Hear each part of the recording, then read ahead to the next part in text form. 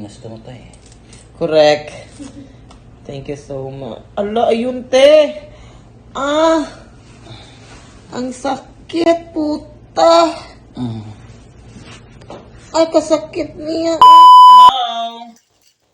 So, it's linis time. Linisin natin yung sugat ni, Madam Bertud.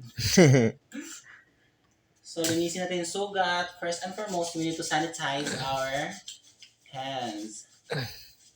Pakita mo sa kanya yung yung ganyan. Ito yung mga gamit natin for, for Today's linis. video. For today's video, linis. So, lilinisin natin ang major operation niya. Hindi to basta-basta na operation kasi major to eh. Ito yung tinatawag na breast Augmentation. implant na lang. Para dali. Kasi nakasabot. So, ang una natin gagawin is meron tayong Stereo. sterile water. So, sterile water, hindi na siya kailangan nating i-shake kasi siya.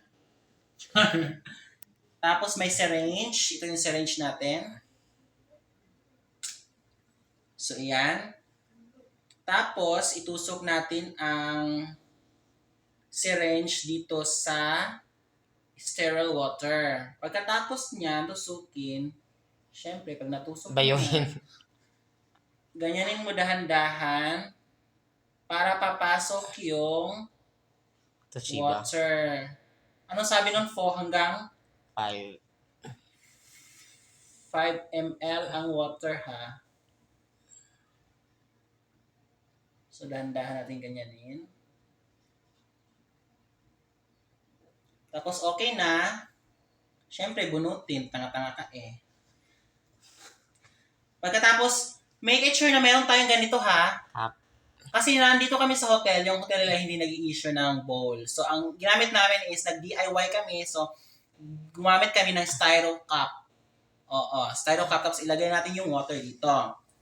Once na nalagay ng water dyan, i-press mo ng ganyan. Siyempre, alangan naman kusang nalagay. So, siyempre, i-press natin siya. Tapos ilagay dyan. Make it sure na naka-lock din ito, ha? Para iwas tusok. Konti lang masyado, ano? Okay na yan, okay na yan.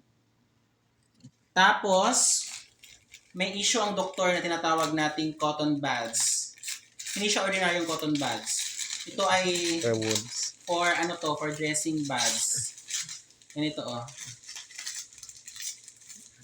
Ito. Ganito ang itsura niya. So, yan na. I-prepare muna natin siya. Tapos, meron tayong ointment,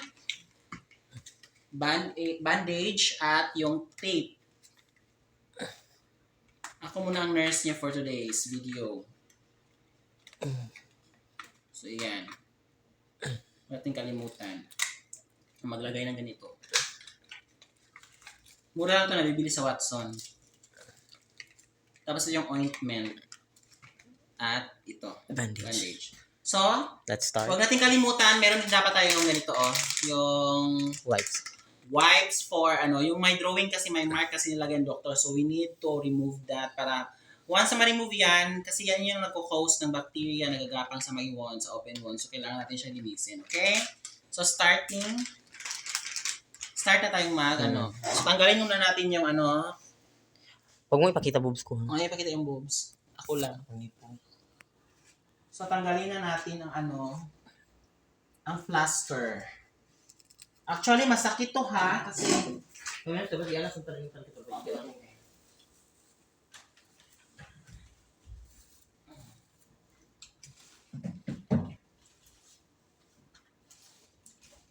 Pwede mo yung pakita. Basta butang ilag emoji ako nipo. Pwede mo. Pwede ka pala tong abi. Go. Kita lang ang butang emoji ako nipo. So, kailangan ganyan. Masakit to kasi bumababa na yung silicone sa kanyang suso. Normal lang yan. Kaya nga may advice ang doktor na we need to take yung pangpatanggal, yung tawag ito, pain reliever. So, yan, dahan-dahan lang kasi biglang bumababa siya masakit siya. Okay, tapos ang technique is need humiga. Okay, humiga ka. Kailangan mo humiga para go. Go man.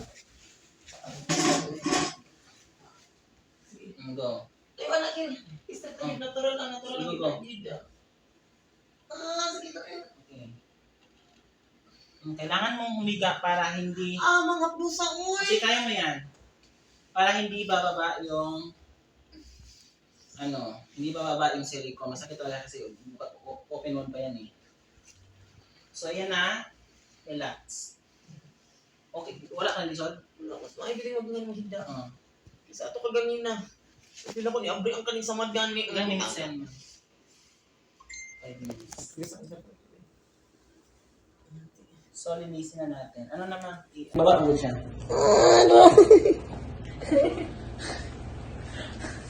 Ewan ko kung matatawag ka. Kadali lang, guniti sa kopi, kadali lang.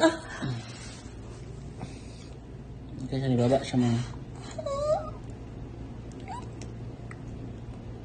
Sakit kayo?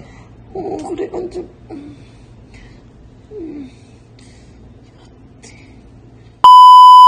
So, yun, nakakatapos lang namin ng paglinis ng kanyang sugat. So, everything is under control naman. Okay lang ba? Masakit?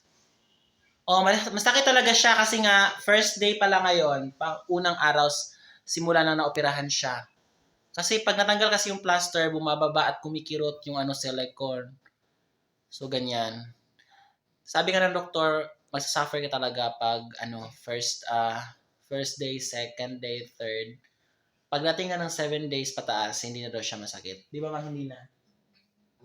So, kaya, kung sinong, tawag ito, kung willing kayo magpa-breast implant, doon lang kayo kay Dr. Edmond